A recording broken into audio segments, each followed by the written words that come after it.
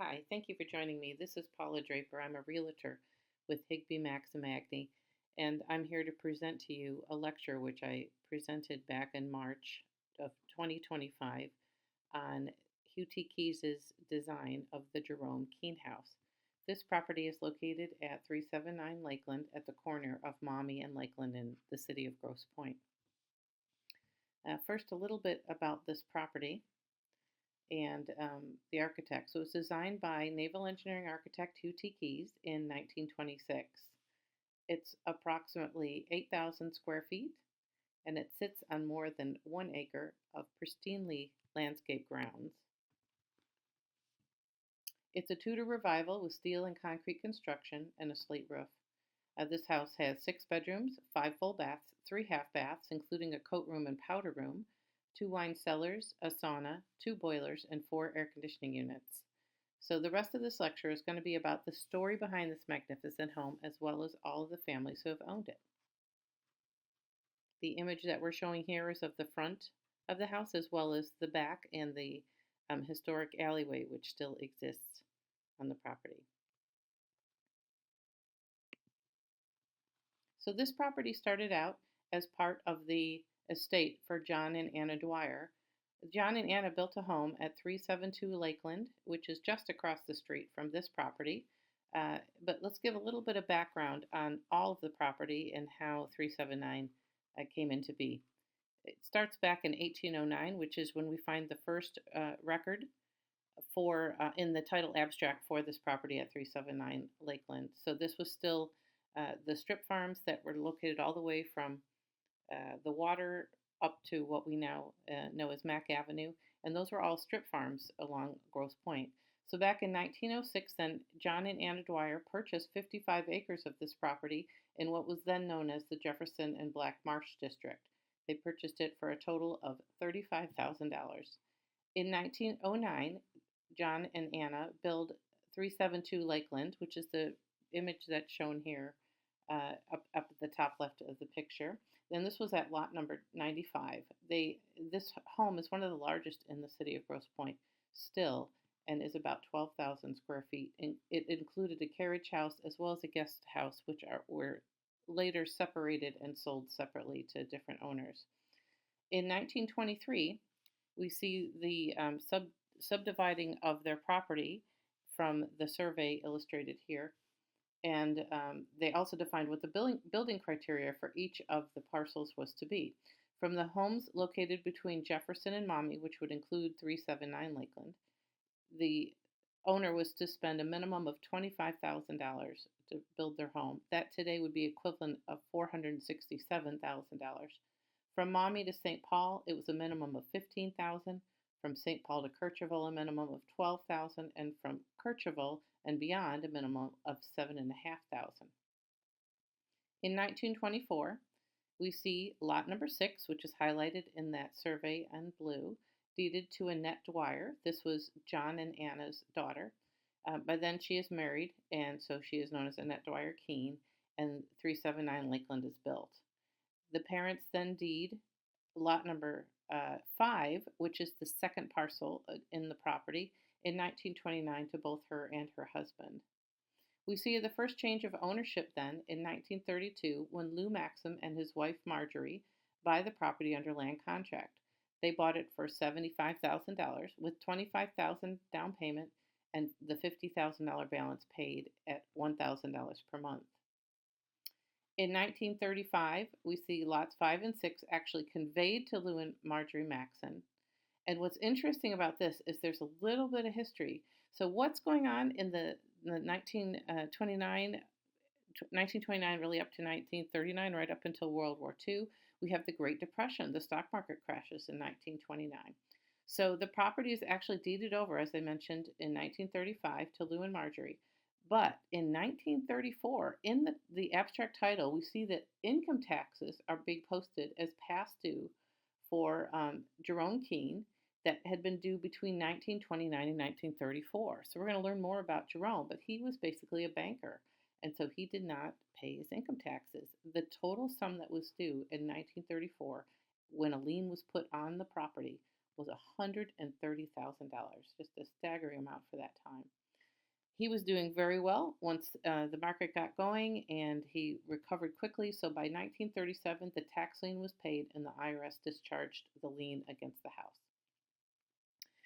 Then we see in 1946, Lou and his new wife, Ruth, purchased the property from his first wife, Marjorie, for $30,000.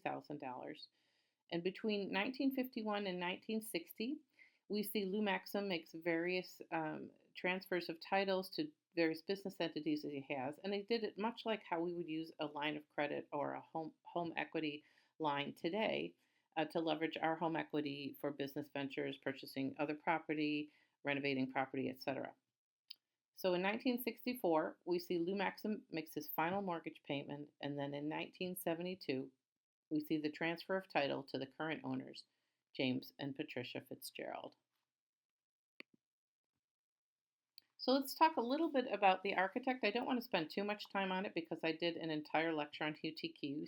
If you are interested in seeing the full lecture, I do have a QR code here that you can scan and access the lecture. So just a few basics about who he was. So Keyes was born in Trenton, Michigan. He was educated at in architecture from Harvard University, and he is also a graduate of the Naval Academy. Keyes was a veteran of both World War I and World War II, ending as a senior lieutenant in the Navy in World War I and a major in the Army Corps of Engineers in World War II. The Army Corps of Engineers is where he would actually have used his architectural skills and applied them. So he is truly a naval architect. He was married to Fay Elizabeth Schramm. They had 4 children, and they lived in Birmingham and settled in there in a home that he designed. So Keyes did design and remodel at least 22 homes in the Grosse Pointes, possibly more. Those are the ones I found for the lecture and was able to talk about by viewing their blueprints. I actually own a Keyes home, so I could talk with a little bit more detail, as my home is very typical of what he did in the 1920s.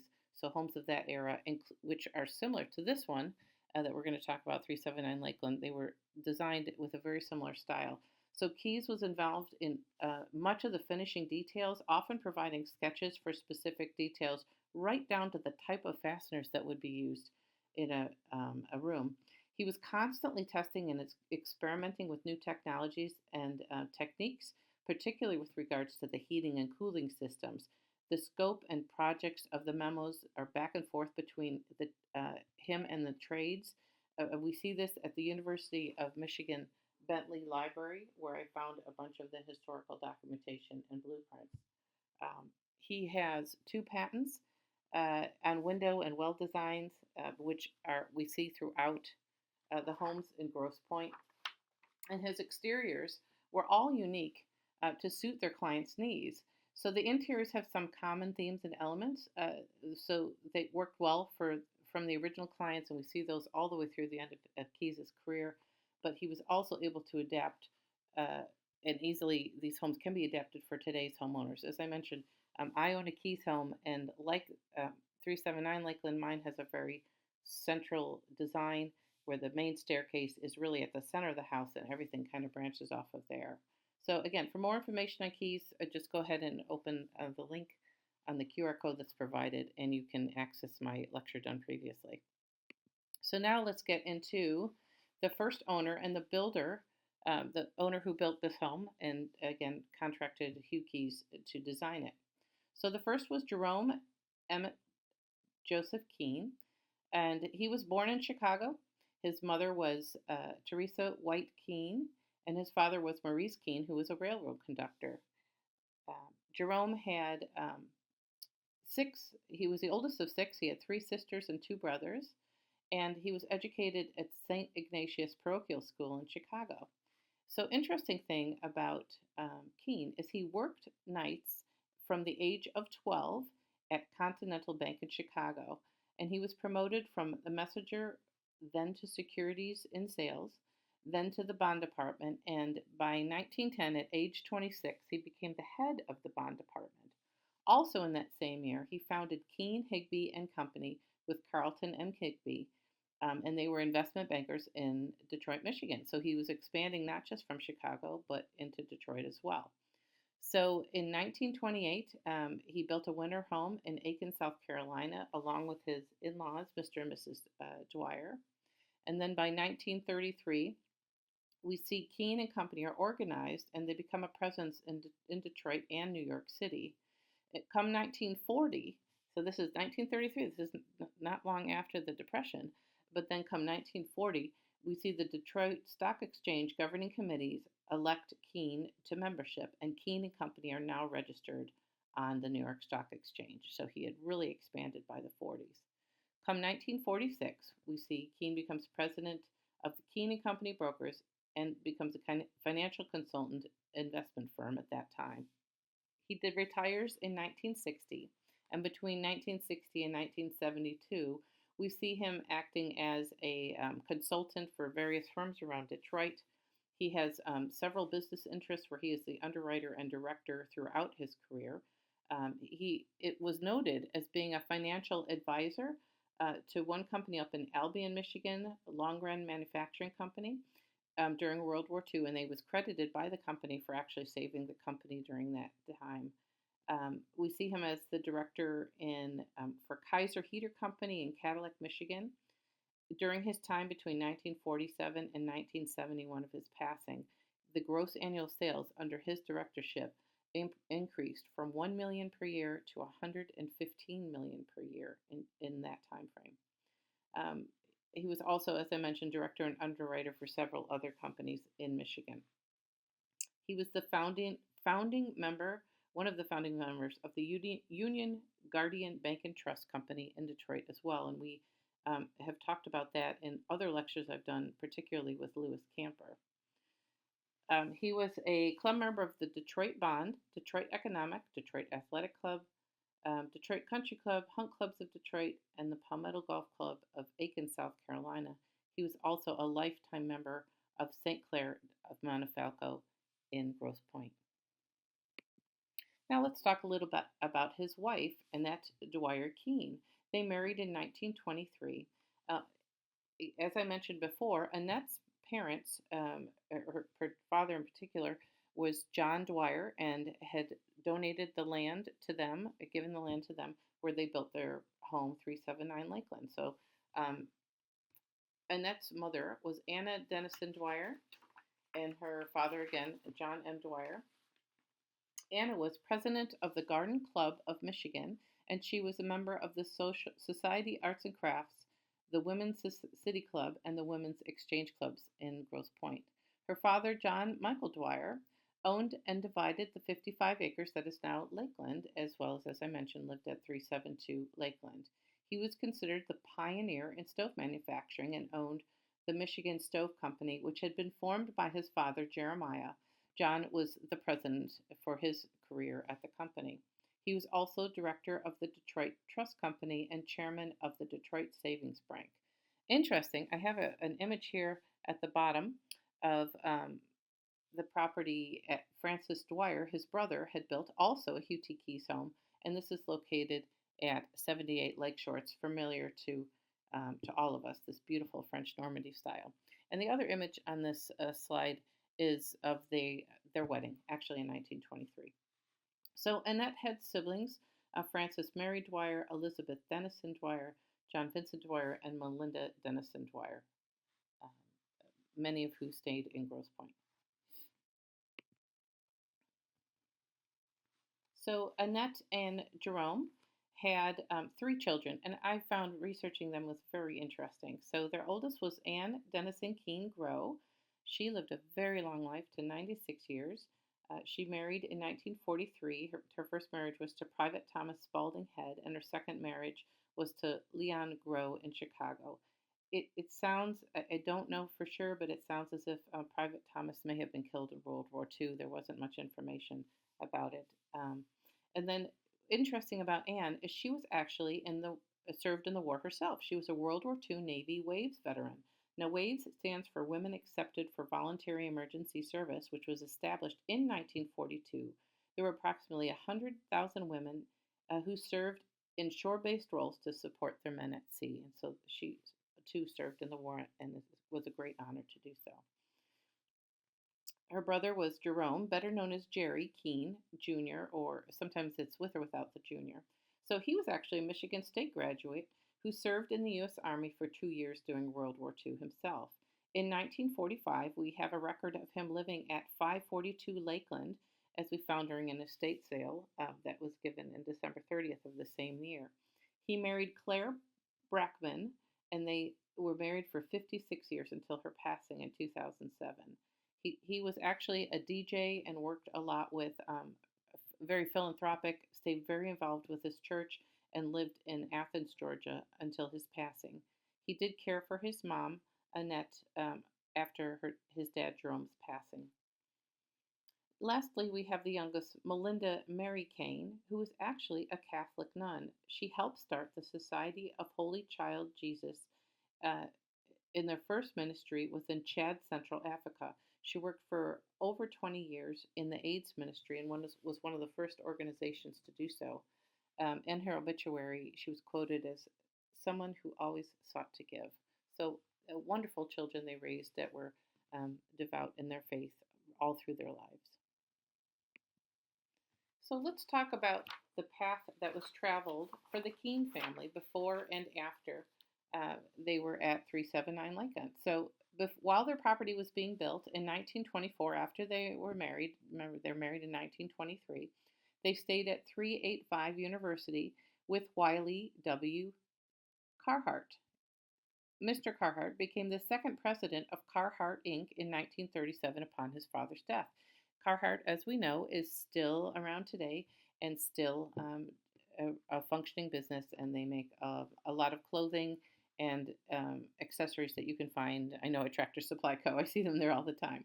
So in 1926, we see them moving to 379 Lakeland, as mentioned from the abstracts in 1932. They moved actually into 372 Lakeland. We believe this is probably around, again, it's around the time of the stock market crash, and also Annette's parents were elderly and probably needed care at that time, so they moved in to help care for them. Between 1954 and 1971, we see them living at 16621 Maumee, and they were still living there when Jerome passed away. Annette then moves to Athens, Georgia, where she dies in 1979, living with their son, Jerry or Jerome Jr.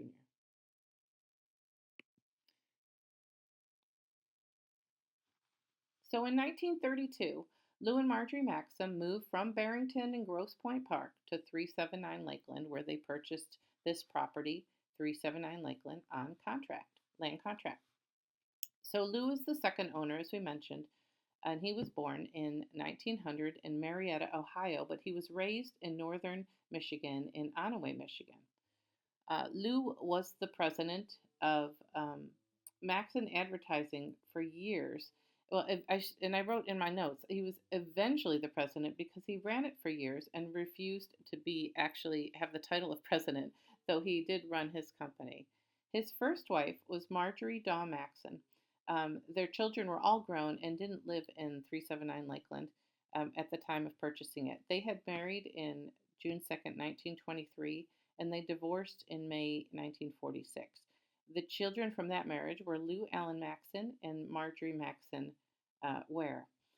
We see Lou marries his second wife, Ruth Wold of Norway. She actually had been his secretary at work. So they married in September 1946 in Kansas. They had three children.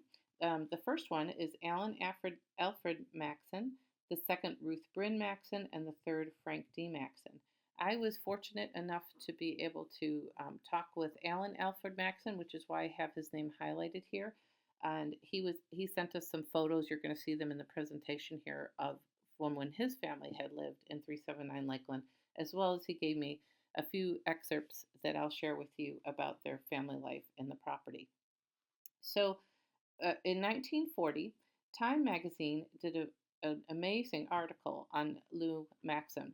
He was an advertising executive and founder of Maxon Inc. And he was, most of the ad agencies still in Detroit found their basis from Lou Maxon's ad agency. And that Time magazine article of 1940 gave an excellent summation of his background and how he came to be uh, the ad man that he was. So, starting out in 1915, we see Lou just selling milk uh, in a lunch wagon outside of the Ford assembly plant in Highland Park to Henry Ford himself. He's just 15 years old and he's making connections. He's a very charismatic character, and so he's making these connections and he's developing future opportunities through them. In just 20 years later, in 1935, so he's age 35, he gains a large account, a $500,000 account of direct mail for the Lincoln cipher from Henry Ford. He had a very down to earth approach, as he did in capturing the account for Pittsburgh Glass. He was quoted in the Time magazine article as saying, if he were, when they asked him, if he were to get this account, what would he do? And Lou says, first thing I'd do would be to thank you profusely. Then I'd rush outside, throw my hat in the air, and yell. Beyond that, I don't have any idea. So this was his approach. He was very real. He was very humble in his approach. And we see that also in how he reacted with his employees. As of 1939, his billing for his advertising exceeded $9 million in that year. That's equivalent to about $220 million in revenue today. He kept 53% of his own stock. He sold 5% of it and he gave the rest to his employees. So he was always thinking and grateful for the people around him. Also in 1939, Lou was listed as the 53rd greatest personal income in the U.S., earning 98,000 taxable dollars, equivalent to about 2.1 million today. The major accounts which Lou held throughout his career included General Electric, Heinz 57 Varieties, Packard, Automotive, Pittsburgh Plate Glass, or PPG as we know it today, and Gillette Safety Razors. And I showed some logos, uh, some new, some from his time of when he was doing these ads for these programs. So Lou Maxon, again, was very philanthropic. We saw this in how he shared the profits with his employees, but we also see that he never forgot his roots. And we'll come back to this relative to the house later on. But first, let's talk about some other properties that he owned. So, raised up in Onaway, Michigan, again, as we mentioned before, he never forgot his roots. And in 1940, the population of Onaway was just shy of 1,500 people. And so he built what was called the cabin on Black Lake. It's now called Old Lodge or the Maxon Lodge. The property still exists. And he used to host 72 guests at a time or up to 400 people on weekends. So he would use this for his businesses. He'd bring employees up for celebrations or business ventures. And the compound that he designed in Onaway was made up of 11 log cabin buildings. In 1966, the UAW 1268 group bought this property along with an additional 750 acres, which they expanded into, and it is now called the Black Lake Conference Center. Also, is a property he used philanthropically was his summer home. This property is now it's located in Rochester, Michigan, and it is now the Rochester Christian University or RCU. He he purchased the home in 1940 for $500,000. Again, that was equivalent to about 11.3 million today. He bought it from a gravel pit and 37 acres to build his estate. In 1957, he sold his estate for just $200,000, well under what he paid, or 2.3 million, to establish Rochester Christian University or RCU. So that building now is currently the Gallagher Center, and you can go and stay at the Maxim Summer House today. So before we move on, well, let's talk a little bit quick. He was an honorary member of the Bakery and Chefs Union. I was told this by his son, Alan Maxon, and he absolutely loved to cook. He had an account with GE, as we mentioned previously, and that probably helped him to get featured as the all-electric kitchen, as we'll see an article relative to that. This is some excerpts we got from his son. So before we move on, the question which I asked the audience is, who do you think was the famous couple that honeymooned in the cabin or up in Onaway, Michigan, back in when he owned it? And that famous couple is Lucille Ball and Desi Arnaz Jr., where they honeymooned there. I thought that was really fun. And we did have people, and any times I've given this lecture, somebody has guessed that. So I found that interesting. Okay, so we're going to talk about just a few of the changes that Lou made to the property while he owned it. So first, let's look at the blueprint. The blueprint at the top is the original blueprint that was designed by Hugh T, and you can see that there's balconies, you can see there's mullioned windows, and then it's similar to the image that's below it.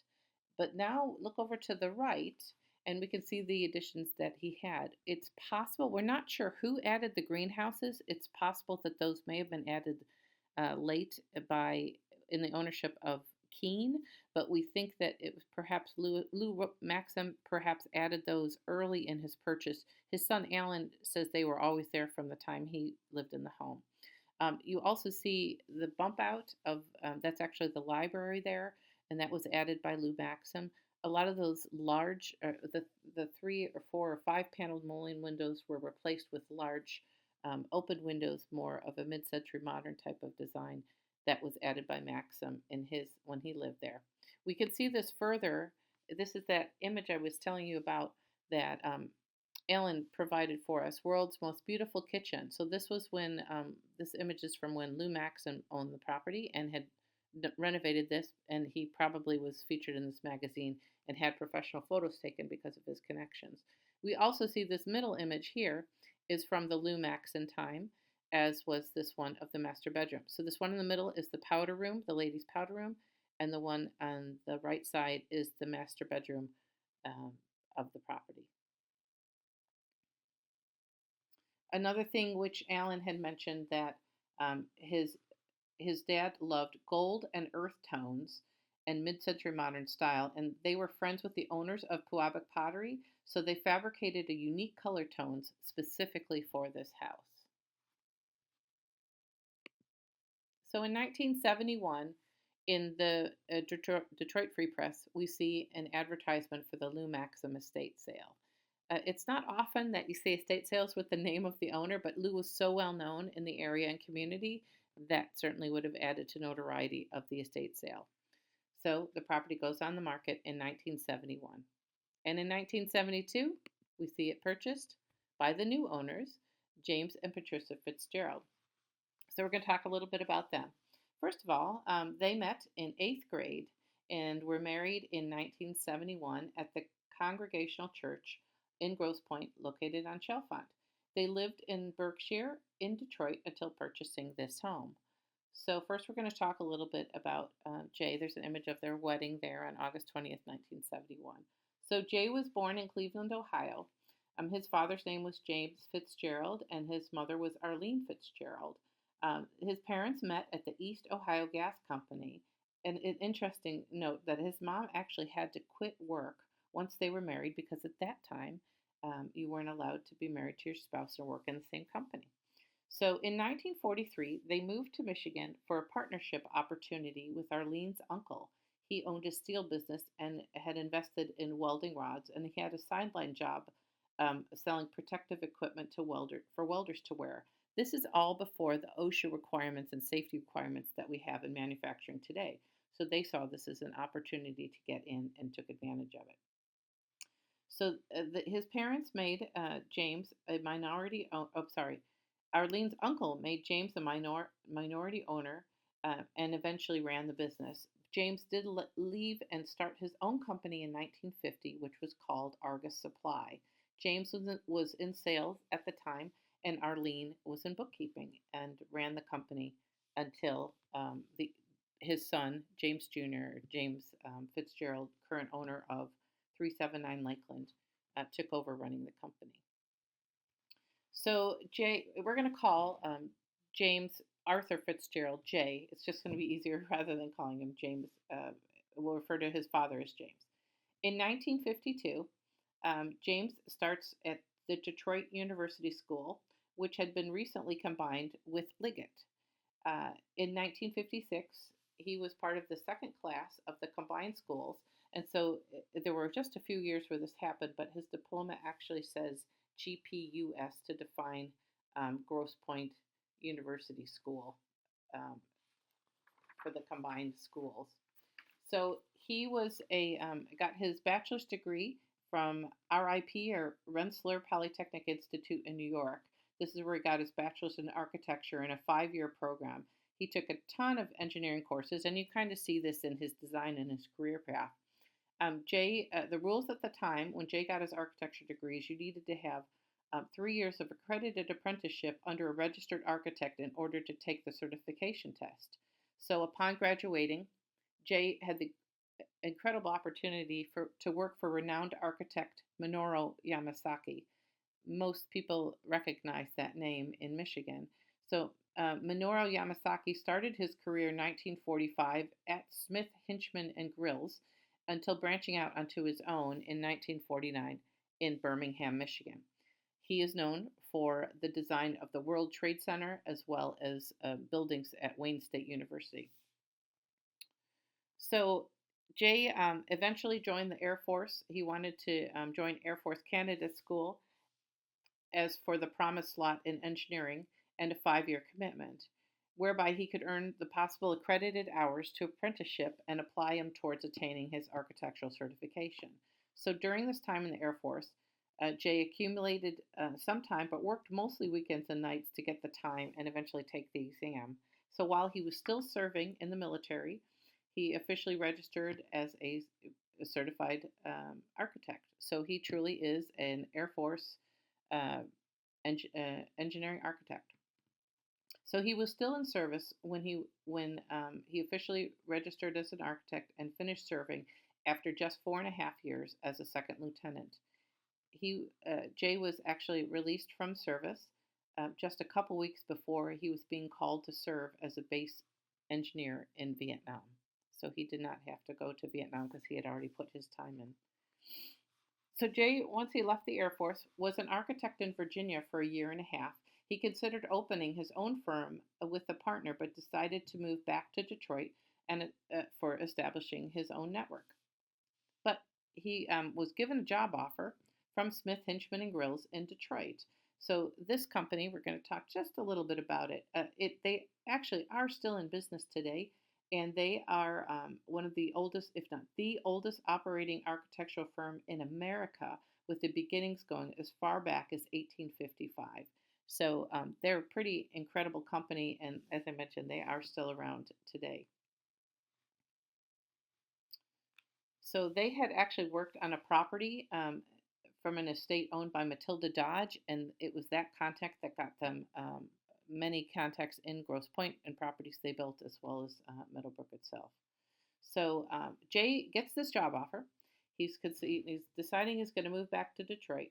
So he wants to talk it over with his dad. His dad is running the family company Argus, and he wants just some advice from his dad. So his dad, he knows that if he doesn't go into the business, he was an only child, the business would probably not survive beyond his parents. So he never really wanted to go into the business because when he used to go into the office, it would be like a punishment, right? You go in, you get in trouble, and you got to go sit with your parents at work. So he wasn't really something he was looking forward to. So his dad comes out to see him in Virginia and gives him an offer he can't refuse. He says, "I'll match your salary with Smith, Henchman and Grills," and that was at $27,000 a year, or equivalent to about $125,000 today. "I'll buy you a car, and I'll purchase you a house that you can rent back from me at a good price." And that house becomes the one on Berkshire in Detroit. Jay says yes, and he moves back to Detroit and works for his family company.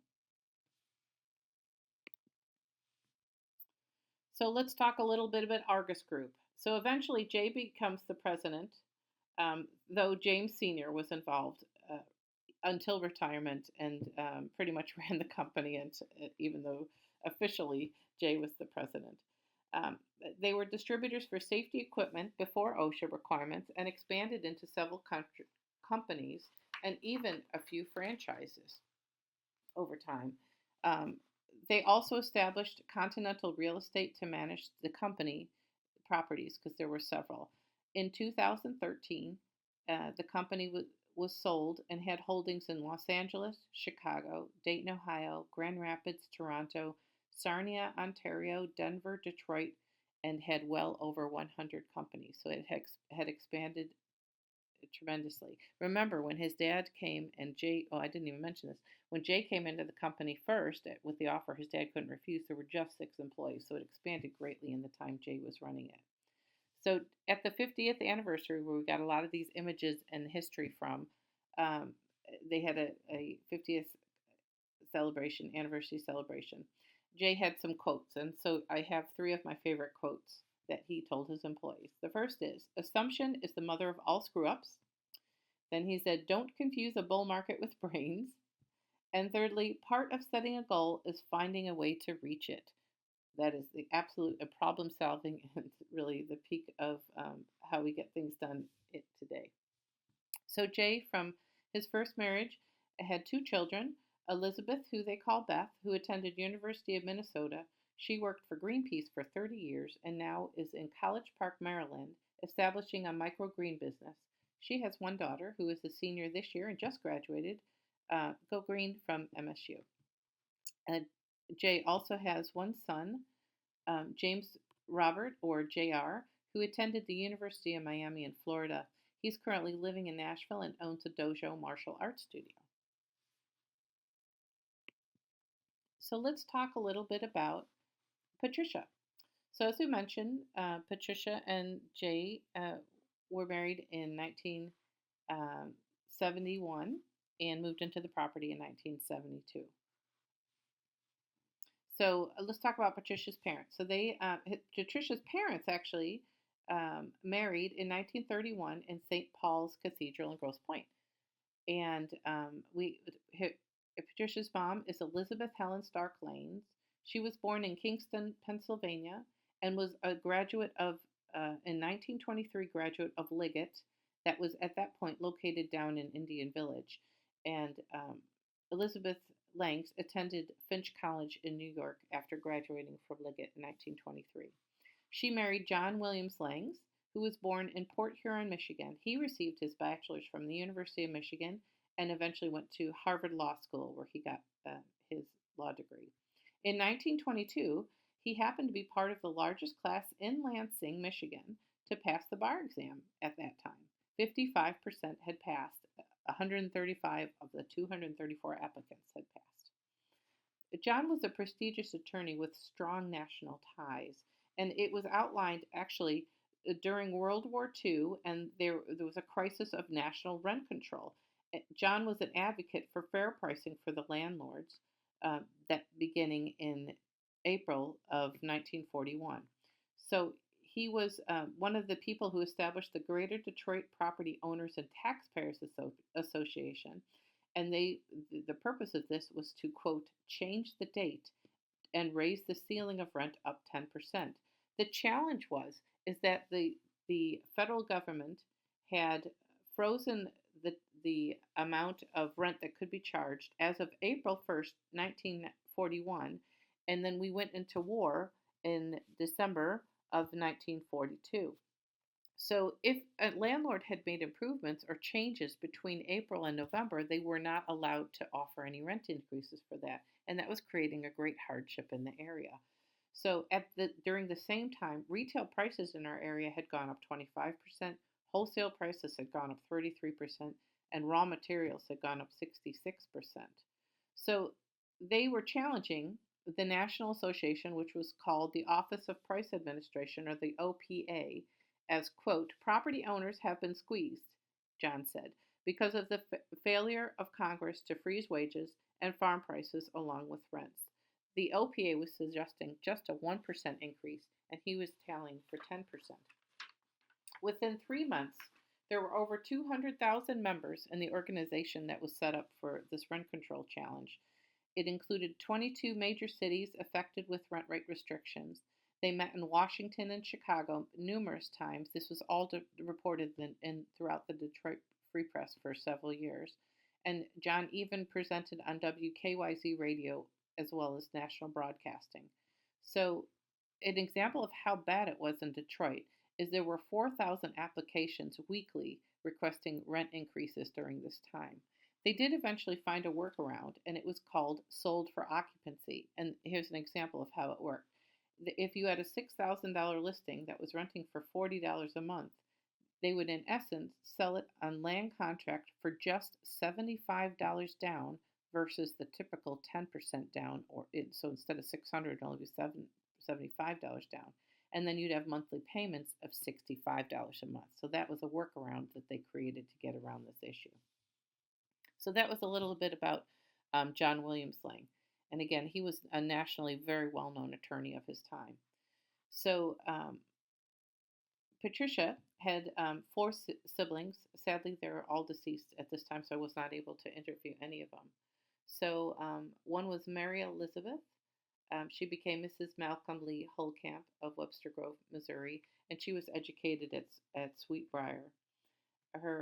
She had three brothers. One was Harold Rainford Stark Langs. We're going to hear about him a little bit more later. He was named after his uncle, Admiral Harold Rainsford Stark, and who had served as the chief of naval operations prior to us entering World War II. He had also served in the European waters in World War I and was a 1903 graduate of the U.S. Naval Academy. When he retired in 1946 and eventually passed away, he is now buried in Arlington Cemetery. A little bit about Harold Rainford Langs, her brother. He graduated from the University of Michigan, and he was a landscape architect and eventually became a stockbroking partner in a firm called Christensen and Langs. Sadly, he died very young at age 47. From what everybody says, everybody loved him. He had a great personality, and it was a real hard loss for the family. So another brother of hers, Edward Forrest Langs, also died young at age 55. And I don't know much about John Langs Jr. I could not find much information, and the family just didn't have the details on him. But sadly, as I mentioned, all the siblings have deceased. So getting back to Patty, she was educated in 1958. She was a graduate from the Detroit University School. Again, this is where she and Jay met. But she had attended Liggett previously to it becoming a combined school. And Patty planned after graduation to attend Finch College. Patty, from a previous marriage, has two children. Evan, who has an MBA from the University of Denver and is currently a recruiter for medical professionals in Connecticut. Evan has two daughters. One went to Aurora University in Chicago, and the other is at Stetson College in Florida. Patty also has a daughter, Elizabeth, who attended Oberlin College in Ohio. We're going to see more on her. We have an image of her having her wedding reception in the Lakeland house later. And her husband actually became a partner in the Grand Rapids office of Argus Group. So they just sold their business last year in 2024.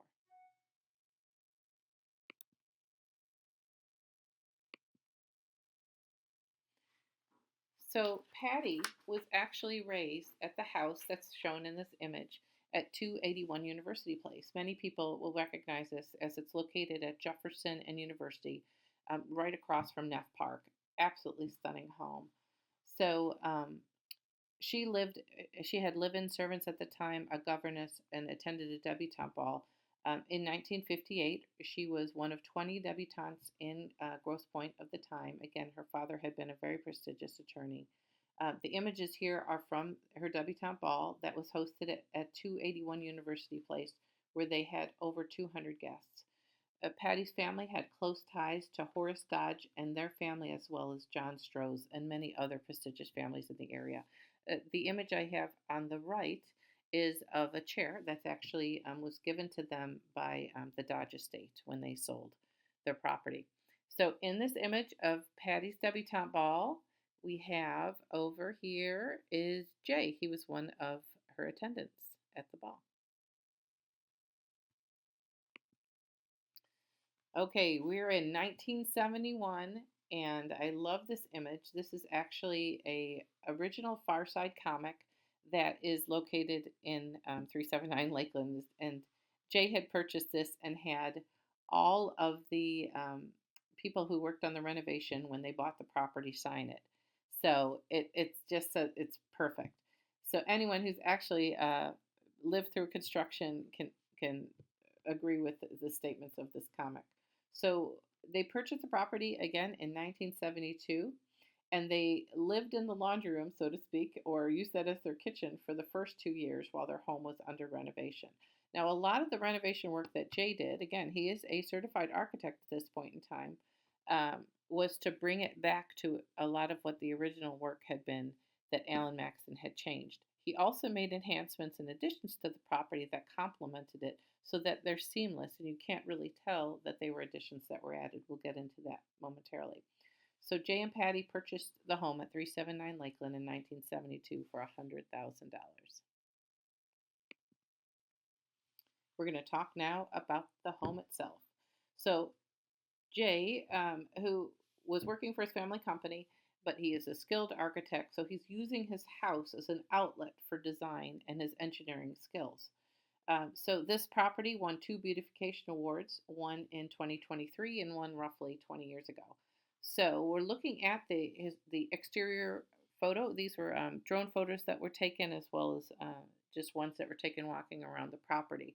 You can see the alleyway here of the house. This is very similar to how it originally was laid out and used by Keane and then Alan or Lou Maxon.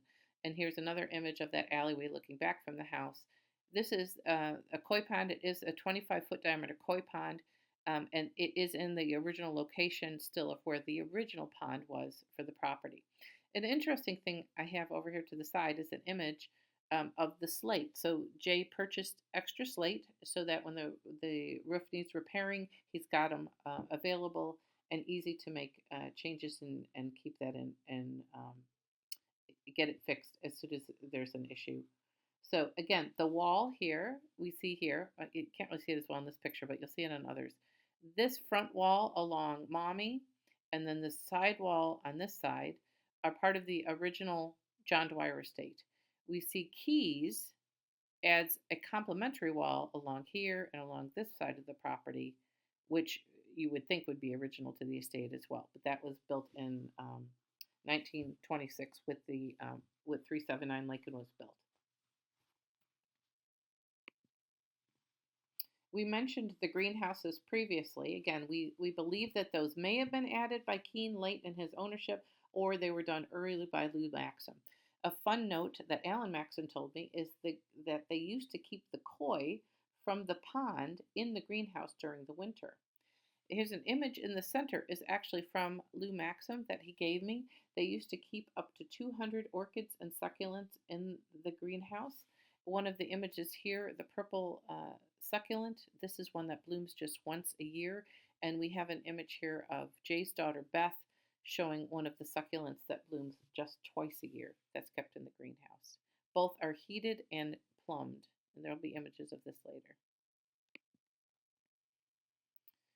So looking at the property, on the bottom here we see this circular drive. So this looks like, again, this would have been original, but the paving stones actually were just done 8 years ago, and there have been some modifications that were made, but again, you would think it's seamless because it blends beautifully with the house. The garage doors here are not original, but they would fool anyone as they were added by the Fitzgeralds, but again, blends seamlessly with the house. The car that you see peeping out of there is a 1929 Cadillac Sport Phantom. And then Jay also has a 1970 Detroit electric vehicle, which has never left ownership of Grosse Pointes since 1917. I think that's fascinating.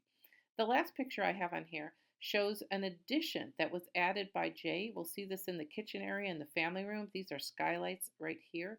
And again, it's seamlessly added. You can't tell that this was an addition. This gable right here is actually the vent for the oven in the kitchen.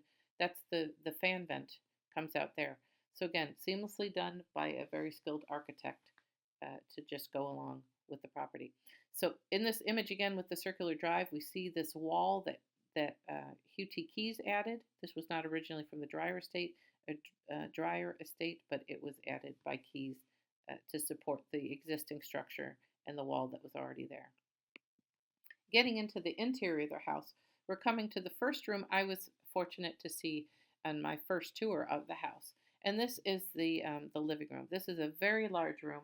Now, anyone who has studied Keys, and again, you'll see this in my lecture if you pull up my Keys lecture, but he really was understated elegance. There are some features here which are common.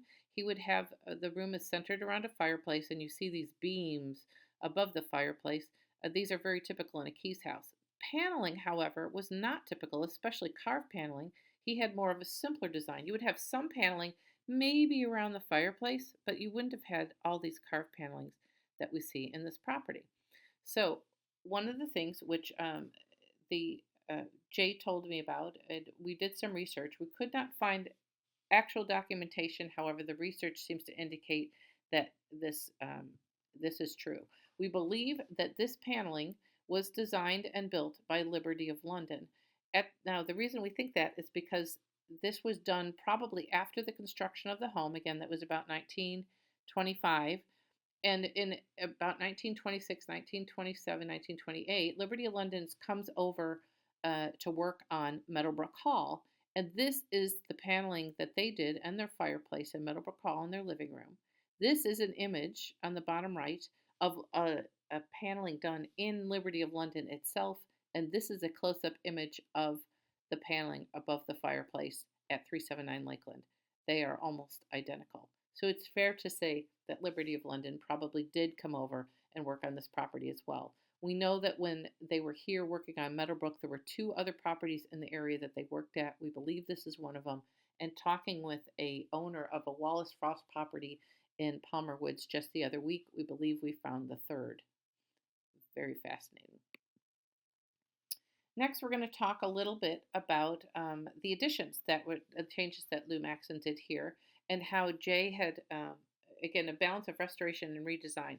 So we saw that when Jay bought this house, this was the addition we saw on the exterior photo that was added by Lou Maxon, taking out the mullion windows and putting in a big, large window for ample views of the back. But this had all been carpeted.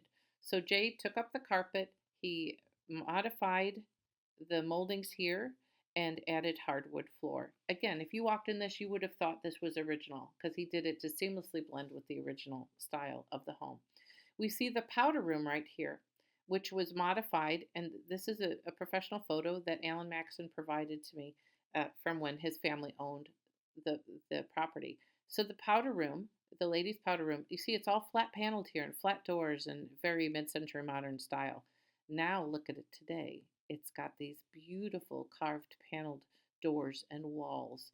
And this door was custom made by, Jay had it custom made, and it follows very similar to the other doors that were found in the property at the time. And I have a Keys house, as I mentioned, and my doors look very similar to this. So the first time I saw the powder room, I thought that was the original powder room, not realizing it had been rebuilt to look more like the original one. And this is the coat room. Again, similar thing. Jay kept the paneling, the wood paneling that Lou Maxon had added, but blended the traditional design of the panel doors here. This room does have Pewabic tile, and this one, the powder room, was renovated to have marble tile. Now we get into the kitchen. So this is the image we saw before of the from Modern Kitchens magazine from when Lou Maxon had owned the home. And we see here, this is the addition that we noted on the exterior of the house with skylights that was added to expand the kitchen. So this is a wonderful, wonderful design. This was this property now. It has skylights, and also we have the vent from this above the stove. Remember that went into the gable that we saw on the outside in the addition. So the addition also added this bump out here for an office area, and they modified a little bit here of the fireplace as well. This is really the family room area that's on the other side of the kitchen. Also, we noticed that there's hand-hewed beams here, and those were actually created by Dan Dustin, an artist from Massachusetts. Interesting about Dan is he is he is a descendant from Hannah Duston, who was a Revolutionary War hero from 1697. There are books and stories and legends and songs written about her. In 1697, she lived in Haverhill, Massachusetts, and that at that point in time, that community was only 50 years old. And there's a story about her and her nurse, and some battles they had with the Native Americans of the time. And so I would encourage you to research that and just find out a little bit more about Hannah. But again, Hannah was the ancestor of Dan Duston, who did all the hand hewed beams that you see in this kitchen. All of the cabinets as well were all handmade, hand ordered, and everything's custom in this kitchen. So another thing that Jay and Patty did to this property is they brought elements from throughout the Grosse Pointes into this property to make it their own. So um, this is in the master bedroom. We're looking at the sitting room and the master bedroom, and this property had a fireplace originally. We found those on the design. However, they didn't like the style as much, and they decided to change it when they found this one. So we have to talk about the house it came from. This is it was called the Herbert V. Book Estate, and you can learn more about a Herbert book uh, in one of my lectures on Lewis Camper, because he and his brothers were very involved in Camper and the designs they did downtown, including the Hotel Cadillac. So Herbert V. Book Estate, which eventually became known as the Charles P. Heelan Estate, Mr. Heelan was actually known for the creation of the flatfish lure in 1945. He sold more than 30 million of these flatfish lures by 1958. And so he eventually bought the Herbert V. Book Estate. He loved this estate. Sadly, the property caught on fire while he was traveling internationally in 1978, and it was never rebuilt, and it really kind of destroyed him. He passed away in 1979 and had never moved back to the property. So the book Herbert V. Book Estate was located at 15440 Windmill Point, and it was a Lewis Camper design from 1921. So after the fire, a lot of the contents of the estate were sold off for salvage. And so Patty and Jay salvaged this mantelpiece that you see in the sitting room of the master bedroom for their property at 379 Lakeland. I love this design. This is so fun. So there's two stories here on this page. And the first is about this flexible doorway. We're looking at this area here. So this is the other side of the sitting room. So this is the sitting room in the master bedroom. Beyond this door is the master bedroom itself. Jay redesigned the closets from the original design to have a flexible door. So this door, which again was all hand designed, if it closes the way you see closed here, it will create a scenario where their granddaughters, who like to come and stay with them, often would like to stay in the room with them. So they created a place where the daughters could stay in the beds here and then have access to the bathroom here, yet they could have their privacy by closing the door off. When the granddaughters left, they would simply close this door into the closet, and then that would be an open walkway into the master bedroom from the sitting room. So that was a design Jay did. He was so meticulous. He even created this square type of wood floor pattern so that it would match the floor patterns either in the master bedroom or the floor patterns in the sitting room seamlessly. Another change that was made by the Fitzgeralds, which enhanced their house, but also they did it sensitively to maintain some of the elements that it had, is they had to renovate. They had a leak and had to renovate their master bedroom. Their master bedroom had been all Pewabic tile. As we mentioned, Lou Maxon really liked earth tones, and it was all earth tone Pewabic tile. They realized they couldn't salvage enough of them to rebuild their bathroom, so they donated the Pewabic tile to the historic warehouse, which is located on Kercheval down at Grosse Pointe Farms. And they rebuilt it, the master bedroom bath, with Italian marble and gold-plated accents.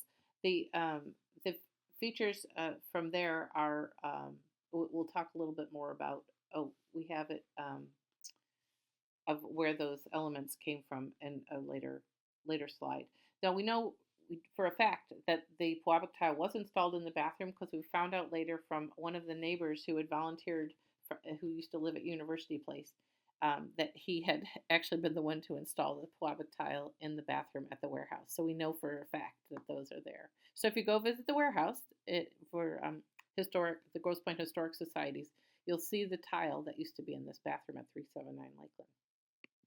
So this is another property, another room that was renovated, but not unnecessarily. So there was a bit of a design flaw of where parts of the house had come together, and there was a bit of a leak issue. And so to renovate it, you see in this bottom picture from Lou Maxon time that it was just a regular roof. Now you see Jay added a cathedral ceiling and skylights. He still has the same ships here as he has here. And those ships, interestingly enough, were made by a company in Massachusetts. It's called Peel Craftsman in Norfolk, Massachusetts. And Jay even had them re-rigged by the original creator of the ships. So he sent them out recently and had them all re-rigged. So those are in excellent condition. This bathroom off of this particular bedroom is also Puabic tile. But you can see in this other image that these are original built-ins that Lou Maxon had done. So he didn't take away from a design Lou Maxon had done, but just enhanced it to fix and enhance the room and make it even a bit better. The final story I have for this property in terms of a room of balance and restoration of design involves the maid's quarters in the property. So Alan Maxon had some memory. There used to be 3 bedrooms in the maid's quarter, and his mom used to use one of them as a scout den. Now Jay has renovated it to be cathedral ceilings with beams and skylights. This was renovated for a purpose, though. It was to support Patty's governess, whose name was Anna Kubik. So Anna came over to America on a boat and stopped off in Ellis Island. When she was being sponsored by her brother and came over from Czechoslovakia, we're guessing about age 18. So when Anna came over, Grandmother Stark, so this is Patty's grandmother, met Anna at the dock, and she was alone waiting for her brother, but was being hustled by some men. So Grandma Stark intervened and took her home to Grosse Pointe, and she became one of the maids at the property, and eventually became Patty's Patty's governess. So as the story goes, Patty's dad, quote, kidnapped Anna and took her away to care for all the children while living at 281 University Place. When John Langs passed away, that's Patty's dad, Anna moves in with Stark, as we mentioned, died at age 47. And Stark at the time lived at St. Paul and Kirchhovel on Lakeland as well. In 1985, when Stark passes away, Anna stays with Carol. This is Stark's widow. And then Carol eventually moves away, and Anna is brought to live at 379 Lakeland. So Jay and Patty renovated the maid's quarters, as you see it here today, into an apartment for Anna to live in for the last 5 years of her life after she retired. They have fond memories of her sitting in the library in the sun to keep warm, and she passed away in 2011 at the ripe old age of 89.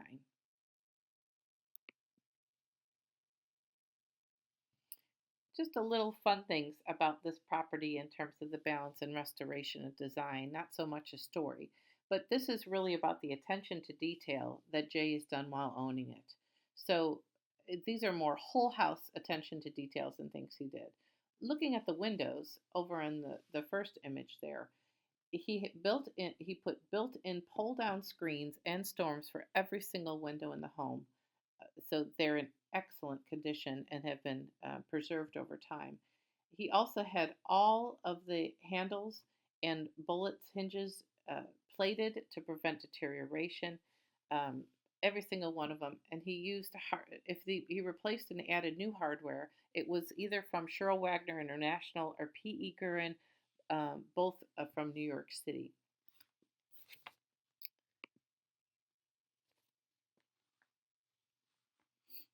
We also see these sconces throughout the house. I should say they're mostly in the landing area. So these beautiful sconces came to the property from reclaimed from the property that was owned by Winifred Dodge Gray Seaborn, known as the Sycamores. This had been located at 16850 East Jefferson, um, and it was designed by New York's Brian Fleming in 1924. Um, they Mrs. Dodge lived there until her passing in 1980, and sadly, the property was demolished in 1981 and the contents sold. Now it is known as Sycamore Lane in the Grosse Pointes. So, again, I mentioned previously, Patty's family was close friends with Mrs. Dodge, and so this chair was one of the pieces that was given to her from the estate. They also have a card table that had been located on the Dodge's family yacht called the Delphine. These sconces are from the estate. So let's talk about some special events and family traditions that were held at the property.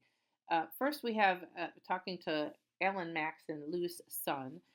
He remembers the New Year's Eve party that the families always had.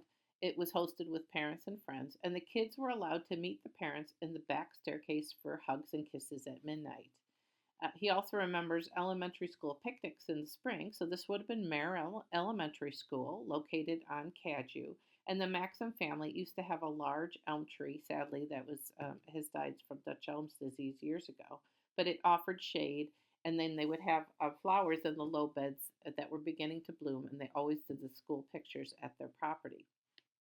So, from Patty's memories, her parents, they were married. Again, we talked about this in 1931, and there's an image of their wedding right here in 1931. So they announced their wedding at the Detroit Athletic Club, and so I call this the DAC and Christmas Town because they announced it during while they showed a Christmas Town at the Detroit Athletic Club.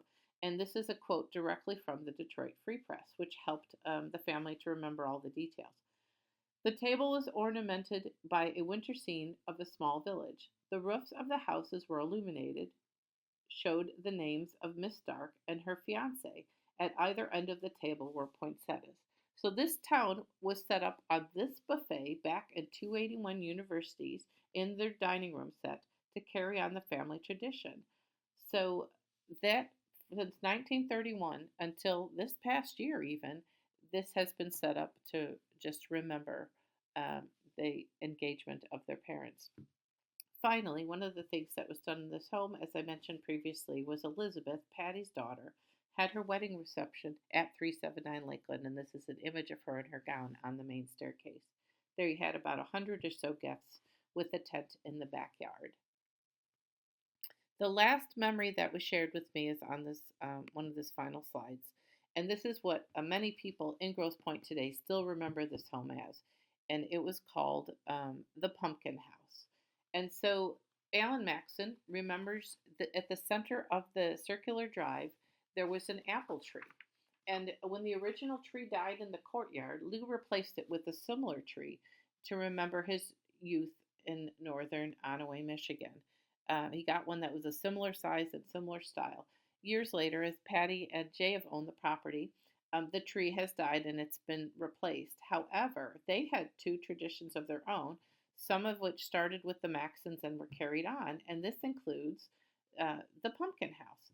So this tree was decorated twice a year. At Halloween, it had orange plastic pumpkins with lights for Halloween, and at Christmas, it had clear and frosted plastic snowflakes with red and green floodlights. So the Fitzgeralds added to this to have over 100 pumpkins throughout the yard for trick or treaters. It was so well known that it was featured in the Grosse Pointe News in the bottom image here, as well as featured in the Grosse Pointe News calendar in 1990, as we see in this other images.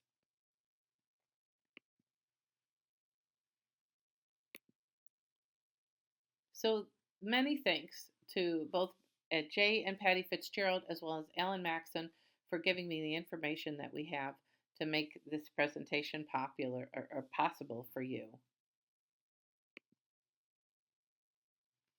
So I always end my lectures with a similar kind of thing. So the big question is, do you know what you have? If you have a historic home in the Grosse Pointes, Higbie Maxon Agney has over 90 years of archives in our basement that we can research and see, find out information on your property.